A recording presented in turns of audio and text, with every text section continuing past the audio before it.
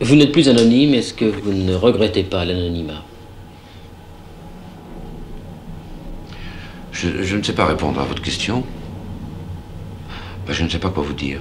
Au début, quand j'ai commencé à faire ce métier, je dois dire que je regrettais d'être anonyme.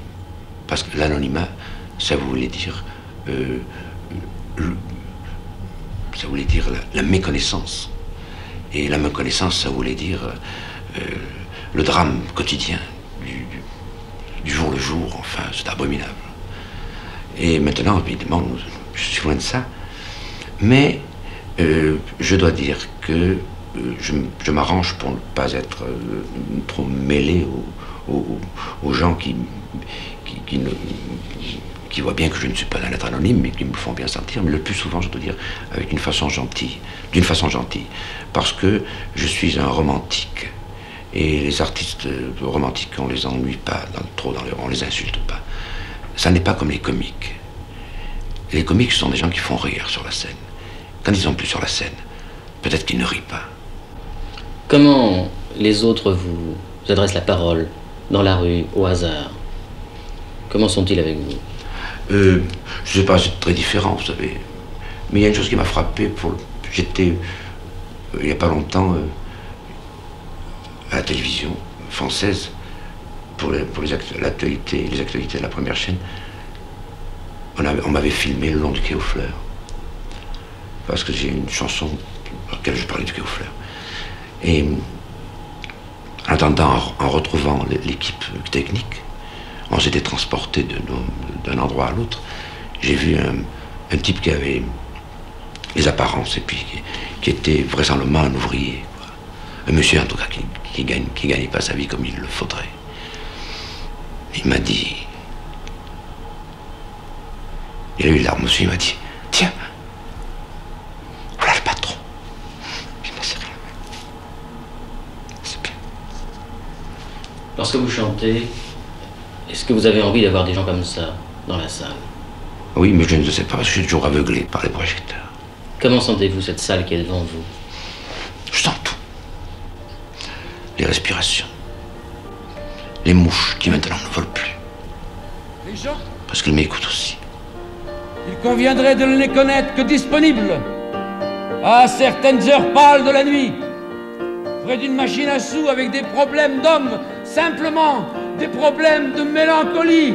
Alors on boit un verre et on se retrouve seul devant la glace du comptoir et on se dit qu'il est bien tard, qu'il est bien tard, qu'il est bien tard, qu'il est bien tard. Richard, encore un petit pour la route. Richard, encore un petit, vite fait. Monsieur Richard, le dernier pour la route.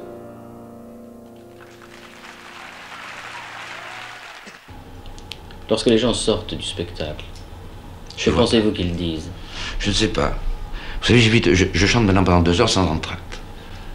Parce que l'entracte, c'est une coupure, d'abord pour les gens à qui ça permet de parler, puis souvent de boire. Et à moi, ça me permet d'attendre, de recommencer. Alors c'est pas la peine, ça me fatigue doublement, alors je fais pas d'entracte. Je chante pendant 2 heures. Et voilà. Et c'est beaucoup mieux. Alors, ce que pensent les gens, je ne le sais pas. Et puis, des fois, je voudrais le savoir, et puis j'évite de le savoir. Vous êtes heureux lorsque vous avez terminé un spectacle? Mais vous savez, à un niveau moyen, je crois qu'il ne faut pas prendre mal ce que je vais vous dire. C'est comme quand le chauffeur d'autobus, probablement, est heureux de laisser son camion au terminus, enfin, son autobus au terminus, et qu'il rentre chez lui. C'est un peu ça. C'est un métier où il faut être lucide et ne pas avoir l'air d'être lucide. Voilà. C'est pour ça qu'on dit qu'on est des comédiens, qu'on est des cabots. Et bien sûr, nous sommes des cabots et des comédiens. Et c'est pas facile, vous savez. Et c'est mon métier, comme c'est le métier au menuisier de donner des coups de rabot, de scier du bois, qui sont des fers. Non, les gens ne font pas le rapport. Nous faisons un métier où nous travaillons. Je m'excuse de dire ça.